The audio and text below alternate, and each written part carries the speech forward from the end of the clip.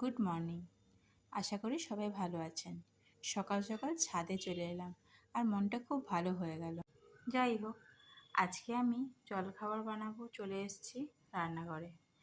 আজকে জলখাবারে রাখছি স্বাস্থ্যকর একটা জলখাবার, গোলা রুটি বা অনেকে ডিম পরোটাও বলে।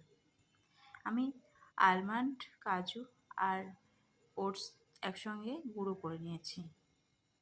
এবারে একটা পাত্রে আলু, গাজর, পেঁয়াজ, রসুন, নুন দিয়ে ভালো করে মেখে নিচ্ছি। হাত দিয়ে চেপে চেপে মেখে নিচ্ছি। দিয়ে কিছুক্ষণ রেস্টে রেখে দিয়েছিলাম ঢাকা দিয়ে। কিছুক্ষণ রেস্টে রাখার পরে চলে এসেছি।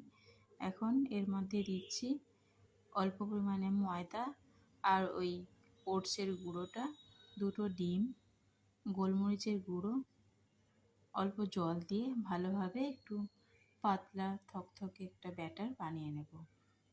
এখন তাওয়াতে দিয়ে আস্তে করে ভেজে নেব।